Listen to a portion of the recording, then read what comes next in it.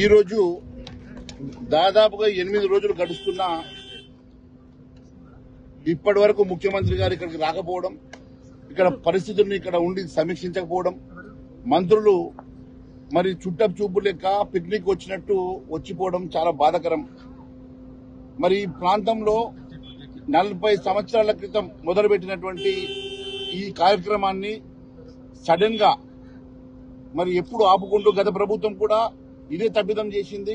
మరి కాళేశ్వరానికి 1,00,000 కోట్లు ఖర్చు పెట్టి కనీసం 2-3 వేల కోట్లతో ఇది పూర్తి చేయాల్సినటువంటి ప్రాజెక్టుని ఈ ప్రభుత్వం ఎలాంటి మరి దీని మీద రీసెర్చ్ చేయకుండా, మరి దీంట్లో ఉన్నటువంటి అనేకమైనటువంటి అంశాలను మరి ఆలోచన చేయకుండా సడన్ గా వాళ్ళకో ఏటీఎం ఉండే మాకు ఏటీఎం కావాలన్నట్టుగా మొదలుపెట్టినటువంటి ఈ ప్రాజెక్టు చాలా బాధాకరమైన అంశం. ఏంటంటే ముఖ్యంగా ఎప్పుడైనా కూడా ఇలాంటి ప్రాజెక్టు చేసేటప్పుడు మరి geological survey of India clearances కావాలా, అదే మాదిరిగా ఇక్కడ ఉన్నటువంటి రాక్ స్టడీ జరగాల. మరి ఎన్నో అంశాలను వీళ్ళు పరిశోధన చేయకుండా మరి కాంట్రాక్టర్లు చెప్పినట్టుగా కాంట్రాక్ట్ ఇష్టానుసారంగా మొదలుపెట్టినటువంటి ప్రాజెక్టు వల్ల 8 నిండు ప్రాణాలు మరి వారి పరిస్థితి ఆందోళనకరంగా ఉన్నదంటే అది బాధాకరంగా ఉన్నది. 8 నిండు ప్రాణాలు ఈరోజు మరి ప్రాణాలతో కొట్టుముట్టాడుతున్నటువంటి సందర్భాలు మనం కళ్ళారా చూస్తా ఉన్నాం. మరి ఇప్పటి వరకు మరి టన్నెల్ ని కట్ చేసేసి రెస్క్యూ ఆపరేషన్ చేయడానికి మీరు కనీసం 5 రోజుల సమయాన్ని తీసుకున్నారంటే మరి ఇంత బాధాకరమైన అంశం ఇంకొకటి లేదు. కనీసం టన్నెల్ ని కట్ చేసి మరి రెస్క్యూ ఆపరేషన్ మొదలు పెట్టడానికి 5 రోజుల సమయం ఎందుకు పట్టిందో కూడా మీరు సమాధానం చెప్పాలా. ఈ రోజు కేవలం నేను రాజకీయం చేయదలుచుకోలేదు, కానీ ఈ రోజు ఉన్నటువంటి పరిస్థితుల్లో మరి ముఖ్యమంత్రి గారు మరి ఇరిగేషన్ మంత్రి గారు మధ్యలో కోఆర్డినేషన్ ప్రాపర్ గా ఉన్నదన్న మరి అనుమానాలు మాకు వస్తా ఉన్నాయి. మరి ముఖ్యంగా సెన్సిటివ్ ఏరియా అన్నటువంటి మరి ఇలాంటి ప్రాంతంలో మరి ముఖ్యంగా మరి ఎప్పుడైనా మనం ఆలోచన చేసినట్లయితే మరి షియర్ జోన్ అనేటువంటి ప్రాంతంలోనే ముఖ్యంగా ఎప్పుడు కూడా ఇలాంటి ప్రమాదాలు జరుగుతాయి. మరి షియర్ జోన్ ని ఇప్పుడు కూడా షియర్ జోన్ లోనే ఈ ప్రమాదం జరిగింది కాబట్టి దానికి కావాల్సినటువంటి ప్రికాషనరీ మెజర్స్ ఏం తీసుకున్నారో ప్రభుత్వం చెప్పాల్సిన అవసరం ఉన్నది. ముఖ్యంగా ఎప్పుడైతే లీకేజ్ స్టార్ట్ అయిందో ఆ సీపేజ్ ని మరి ఏ రకంగా దాన్ని మరి డైవర్ట్ చేయడానికి అక్కడ హోల్స్ చేయాల్సినటువంటి సందర్భము, మరి అక్కడ ఉన్నటువంటి కేసింగ్ చేయాల్సినటువంటి సందర్భము, గ్రౌటింగ్ చేయాల్సినటువంటి సందర్భము, మరి రాక్ స్టడీ చేయాల్సినటువంటి సందర్భము, ఇవన్నీ కూడా టెక్నికల్ ఇష్యూస్ లో మీరు ఎంతవరకు దీని మీద మీరు చర్యలు తీసుకున్నారు, దాని మీద మరి ఇంపార్టెంట్ దాని ఉన్న ఎక్స్పర్టీస్ తీసుకొని మరి తీసుకోవాల్సిన చర్యలు మీరు ఎందుకు తీసుకోలేదు? ఈ రోజు మరి యాక్సిడెంట్ జరిగిన తర్వాత మీరు ఎందుకు స్పందిస్తా ఉన్నారు?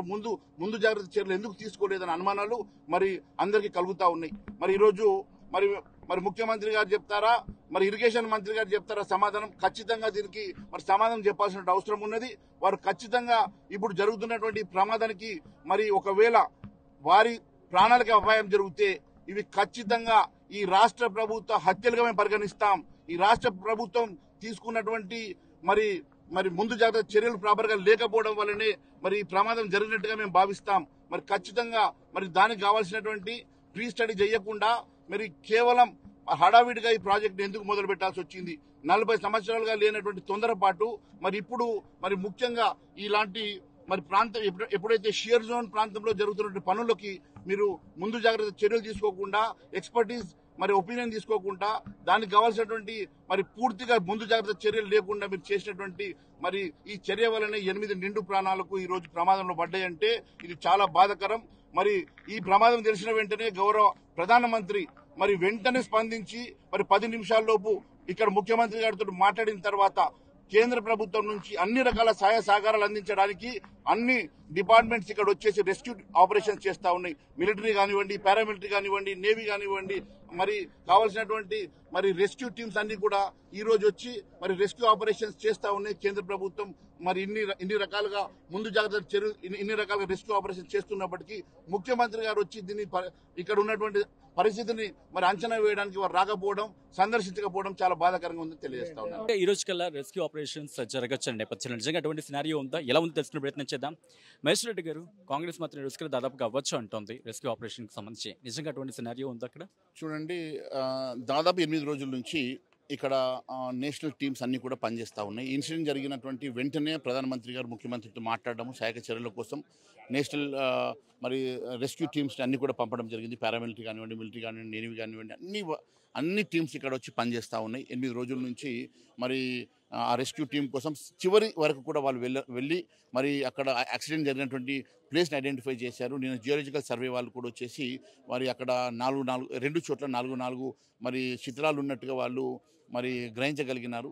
మరి వాటి తీయడానికి ఒక చోట వీళ్ళు డ్రిల్లింగ్ ఆల్రెడీ స్టార్ట్ చేసినారు. కానీ విపరీతం సీపేజ్ ఉన్నది. నేనేమంటానంటే ఈ చర్యలు ఇదంతా కూడా యాక్సిడెంట్ జరగడానికి ప్రధానమైనటువంటి కారణం ఈ రాష్ట్ర ప్రభుత్వ నెగ్లిజెన్స్. కానీ ఇది ప్రకృతి వైపరీత్యం అంటే ఇన్ఫ్యాక్ట్ నేషనల్ కెలామిటీ లెక్కలో చెప్పడం జరుగుతుంది కాంగ్రెస్ ఎమ్మెల్యేలు. చూడండి, చాలా ఇంటెలిజెంట్గా ఉత్తమ్ కుమార్ రెడ్డి గారు మాట్లాడతారు.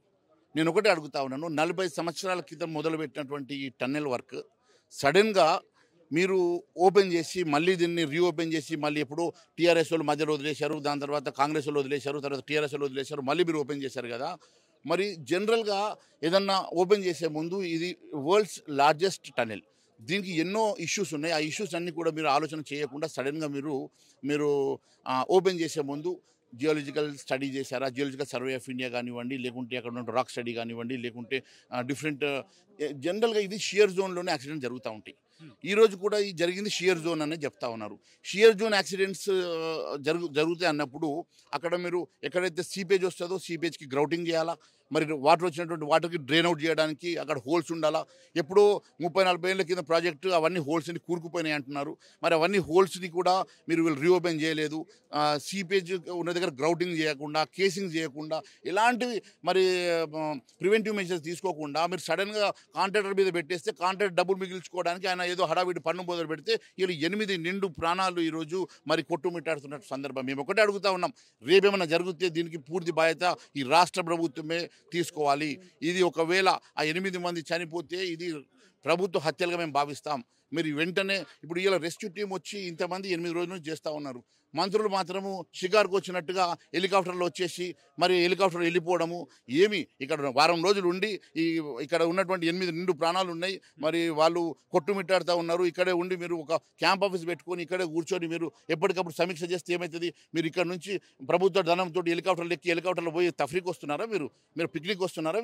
మీరు ఏమిది? మీరు వచ్చినప్పుడల్లా ప్రోటోకాల్ కోసం ఆఫీసర్ పరిగెత్తారా? మేము పంపడానికి ఆఫీసర్ ఉన్నంతసేపు ఆఫీసర్లు ఉండాలా? ఇది కాదు కదా. మీరు బాధ్యత తీసుకోవాలి. ఒకటి, ఈ ఇన్సిడెంట్ జరగడానికి పూర్తి బాధ్యత మీదే. ఒకవైపు పూర్తి బాధ్యత మీదే, మరోవైపు ఈరోజు కేంద్ర ప్రభుత్వం సహాయక చర్యలు పెద్ద ఎత్తున చేస్తున్న సందర్భంగా మీరు ఇక్కడ కనీసం వారికి తోడుపాటుగా మీరు ఇక్కడ ఉండి వారికి మరి సహాయ సహకారం చేస్తున్నప్పుడు సమీక్ష చేసుకొని వారికి అవసరం ఉంటున్న దాని ప్రకారం మీరు ఇక్కడ ఉంటే బాగుండేది కదా.